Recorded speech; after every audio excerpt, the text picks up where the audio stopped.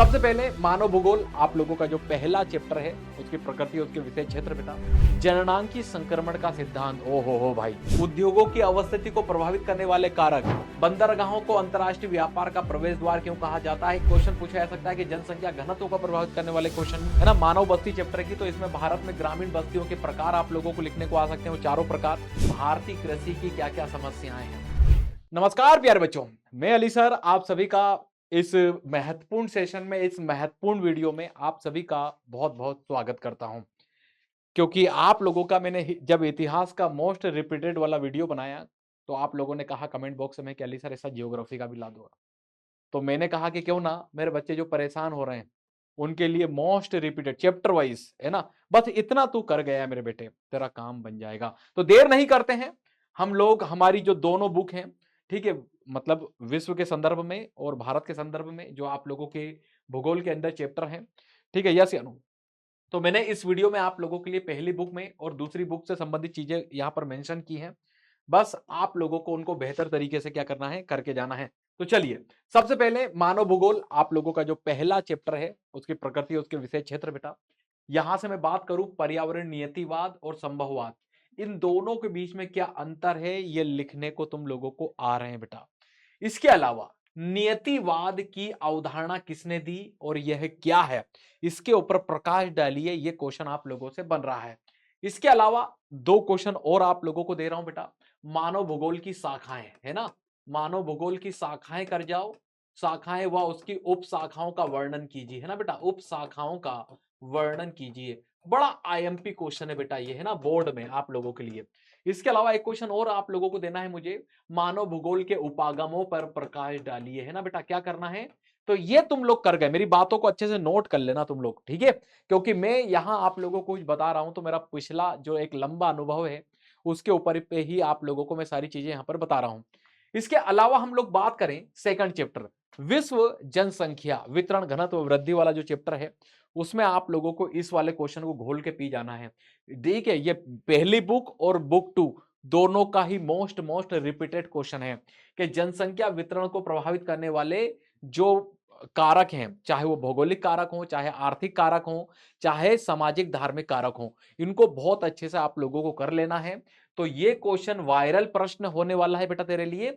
और इसके अलावा जननांगी संक्रमण का सिद्धांत, ओ हो भाई, ठीक है, नेक्स्ट लेवल का क्वेश्चन है, बार बार आ रहा है बेटा, इसको करके चला जा बोर्ड एग्जाम के लिए, ठीक है। इसके अलावा हम लोग बात करें, ठीक है, इसके अलावा हम लोग चर्चा करें मानव विकास। मानव विकास के चारों पिल्लरों का वर्णन करने को बार बार आ रहा है।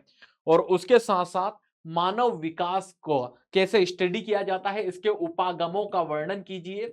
मतलब दो क्वेश्चन, मानव विकास के उपागम और उसके पिल्लर, ये दोनों आप लोगों को करके जाना है। इसके अलावा प्राथमिक द्वितीयक तृतीयक क्रियाओं से, है ना, अरे प्राथमिक द्वितीयक तृतीयक क्रियाओं से क्या क्वेश्चन पूछा जा रहा है। चलवासी पशुपालन और वाणिज्यिक पशुपालन में अंतर बताइए, यह क्वेश्चन पूछा जा रहा है। प्राथमिक द्वितीयक तृतीयक क्रियाओं में क्या अंतर है, उदाहरण सहित समझाइए। वायरल प्रश्न है बेटा। उद्योगों की अवस्थिति को प्रभावित करने वाले कारक, पूंजी, लोकेशन, संसाधन, एक्स वाई जेड, जो जो मैंने बता रखा है वो सब के सब आप लोगों को बता डालना है इस वाले प्रश्न के अंदर। चलिए अगला देखते हैं, परिवहन एवं संचार से, ठीक है। इसमें पार साइबेरियन रेल मार्ग जो हम लोगों का है बेटा, उसका आर्थिक महत्व बताना है आप लोगों को। इसके अलावा स्वेज नहर पनामा नहर में अंतर बताइए, या स्वेज नहर क्या है इसका महत्व बताइए, पनामा नहर क्या है इसका महत्व बताइए। तो बड़ा आईएमपी क्वेश्चन है बेटा, दोनों को तुलनात्मक अध्ययन करके रख लेना। और इसका हमारे लिए क्या आर्थिक महत्व है ना बेटा, ये आप लोगों को इतना करके चला जाना है। अंतरराष्ट्रीय व्यापार के आधार क्या है, उसकी संरचना, उसका परिमाण, ठीक है, इसको अच्छे से कर ले जाओ। बंदरगाहों को अंतरराष्ट्रीय व्यापार का प्रवेश द्वार क्यों कहा जाता है, इस वाले क्वेश्चन को करके, या मैं बात कहूं आप लोगों से, रट के चला जा बेटा, ठीक है। चलिए, तो ये हम लोगों की बात हुई है, ठीक है, बुक 1 की। अब आते हैं किसके ऊपर बेटा, अब आते हैं हम लोग बुक 2 के अंदर, ठीक है। तो बुक 2 हमारे लिए क्या महत्वपूर्ण होने वाली है बेटा, इसको देख लेते हैं। इसमें क्योंकि बुक 2 भारत के संदर्भ में है, तो चलिए भारत के संदर्भ में जनसंख्या वितरण वही कहूंगा, उस वाले क्वेश्चन को करके चले जाओ भाई, ठीक है। भारत के संदर्भ में जनसंख्या वितरण को प्रभावित करने वाले कारकों को समझाइए, यस या नो। या एक क्वेश्चन आप लोगों से ऐसा क्वेश्चन पूछा जा सकता है कि जनसंख्या घनत्व को प्रभावित करने वाले क्वेश्चन, इन क्वेश्चन को नोट कर लो, है ना। जनसंख्या घनत्व को प्रभावित करने वाले कारक और जनसंख्या वितरण को प्रभावित करने वाले कारक, ये दोनों एक हैं। अगर तुम लोगों ने मुझसे पढ़ा है तो कमेंट बॉक्स में बोलो कि हाँ अली सर आपने हमको बहुत अच्छे तरीके से जो जियोग्राफी का मैराथन क्लास लिया था उसमें हम लोगों को आपने ये सारी बातें बहुत अच्छे से समझाई थी। भारत में जनसंख्या के असमान वितरण के लिए जिम्मेदार कारकों का वर्णन कीजिए। और भारत में जनसंख्या वृद्धि की जो अलग अलग अवस्थाएं हैं, ठीक है, वो 4 अवस्थाएं हैं, है ना बेटा, तो उनको बढ़िया तरीके से लिख डालना है यहाँ पर। प्रवास वाले चैप्टर से क्वेश्चन बन सकता है, प्रवास के प्रतिकर्ष अपकर्ष कारकों में अंतर बताइए। इसके अलावा प्रवास के आर्थिक और सामाजिक परिणामों का वर्णन कीजिए, ये क्वेश्चन भी बड़ा आईएमपी है। इसके अलावा हम लोग चर्चा करें मानव बस्तियों की, है ना बेटा, है ना, मानव बस्ती चैप्टर की, तो इसमें भारत में ग्रामीण बस्तियों के प्रकार आप लोगों को लिखने को आ सकते हैं, वो चारों प्रकार, गुच्छित, अर्धगुच्छित, पल्ली, एकाकी, चारों बस्तियां आप लोगों को लिखने को आ सकती हैं बेटा, है ना। इनके प्रतिरूप आ सकते हैं बेटा, है ना, प्रतिरूप, है ना, मतलब उसको वो जो पैटर्न बनता है, पैटर्न, है ना बेटा, पैटर्न, प्रतिरूप मतलब पैटर्न, ये आप लोगों से पूछा जा सकता है। इसके अलावा भू संसाधन तथा कृषि वाले चैप्टर पे आते हैं। भारतीय कृषि की क्या क्या समस्याएं हैं, शुष्क कृषि क्या है, आर्द्र कृषि क्या है, इसमें अंतर स्पष्ट कीजिए, है ना। और इसी चैप्टर से बेटा याद रखना, भूमि के उपयोग के आधार पर वर्णन कीजिए, है ना, भूमि का उपयोग के आधार पे, उपयोग के आधार पे वर्गीकरण, है ना बेटा, तो 9 भागों में किया गया है, तो इसको थोड़ा कर लेना बढ़िया तरीके से यार, है ना, आप लोगों का काम बन जाएगा। आगे बढ़ते हैं, भारत में गिर जल संसाधन वाला, भारत में गिरते जल स्तर और जल की समस्या के कारणों का विवेचना कीजिए। अच्छा क्वेश्चन है, रिपीटेड क्वेश्चन है। इसके अलावा वर्षा जल संग्रहण क्यों आवश्यक है, इसके लाभ बताइए, बार बार आ रहा है बेटा, ठीक है। चलिए खनिज वाला चैप्टर देखते हैं, परंपरागत और गैर परंपरागत ऊर्जा के स्रोतों में अंतर बताइए, भारत में खनिज संरक्षण की आवश्यकता क्यों है, ठीक है, ये आप लोगों को कर लेना है।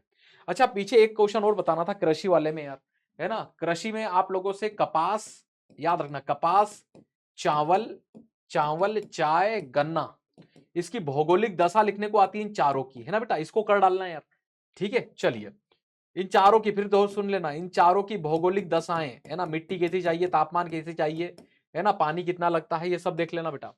चलिए इसके अलावा हम लोग बात करें, हाँ अब तो एक ही चैप्टर बचा है हम लोगों का, सतत पोषणीय विकास का अर्थ क्या है, इंदिरा गांधी नहर कमान क्षेत्र में सतत पोषणीय विकास को बढ़ावा देने वाले उपाय, आपकी एनसीईआरटी में 7 उपाय दिए गए हैं, सातों के सातों छाप देना भाई, है कि नहीं।